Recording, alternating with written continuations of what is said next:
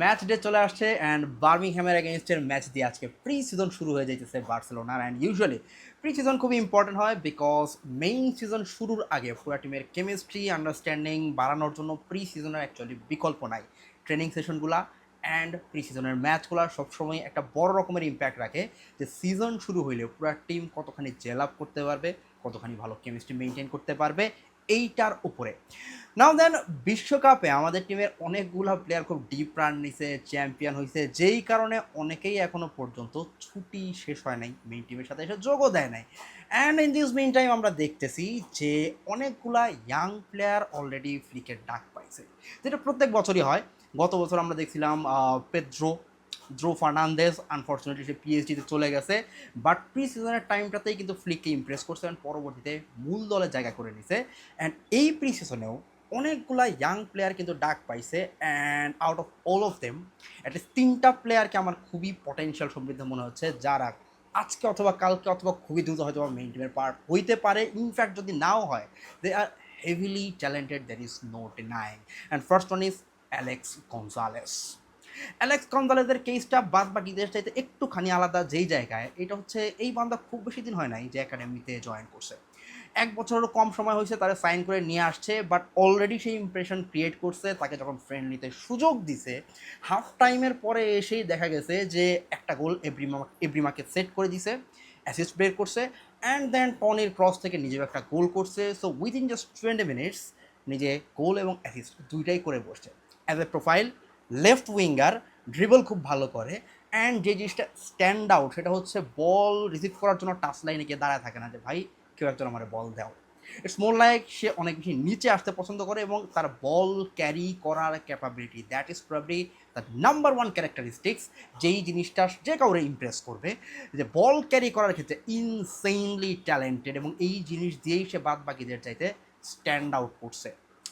Second profile যার কথা বলা লাগে, এইটা ভাই বহুল প্রচলিত এবং সম্ভবত বহু মানুষ আমার মতন হাঁ করে তাকায় আছে যে এই লোকটা এক্স্যাক্টলি লাস্ট পর্যন্ত কি ঘটায়। And that is Ebrima Tunkara. বয়স 16, কিন্তু 16 হইলেও অলরেডি যেই পরিমাণে হাইপ ক্রিয়েট করছে, ইনফ্যাক্ট মেইন টিমের অনেক প্লেয়ার তার সাথে ট্রেনিং করার পরেই সবার আগে তার নামই বলছে। এবং এব্রিমার সবচাইতে সিগনিফিক্যান্ট পয়েন্টই হলো এইটা যে বয়স 16 হইলেও সে তার এইজ গ্যাপকে, আই মিন এইজ ব্র্যাকেটকে বিট করে দেখা যাচ্ছে সিনিয়র টিমের আশেপাশে অলরেডি কন্ট্রিবিউশন রাখা শুরু করে দিছে। প্রোফাইল হিসাবে অ্যাডভান্স মিডফিল্ডার অথবা সেকেন্ড স্ট্রাইকার বলা যায়। ইয়েস, এই পজিশনে আমাদের প্লেয়ার আছে অলরেডি।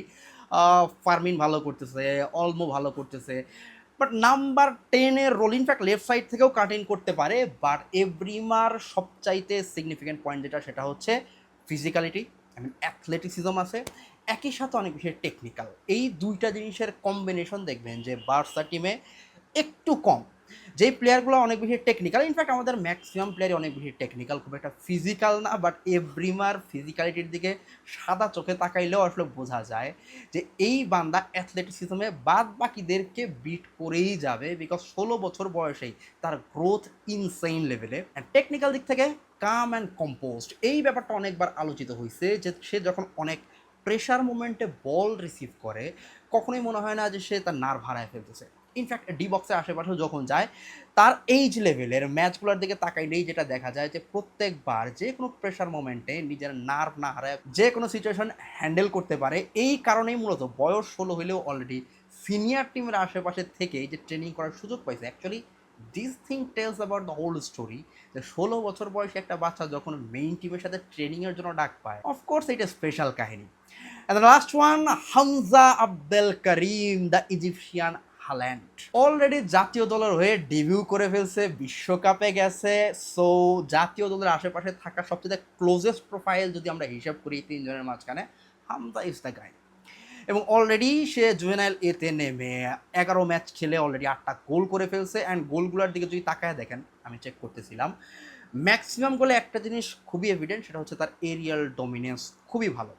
বক্সের মধ্যে থ্রেড ক্রিয়েট করতে পারে, মার্কারকে খুবই ভালো মতন রিড করতে পারে, বাট এরিয়াল থ্রেড আপনার নজর এড়াবেই না। নাও দেন এইখানে আরেকটা পয়েন্ট অ্যাকচুয়ালি উল্লেখ করা লাগে, সেটা হচ্ছে তার যে ক্যালিবার সেই অনুযায়ী অ্যাকচুয়ালি জুভেনাইল এতে খেলা তার জন্য একটু বেমানান।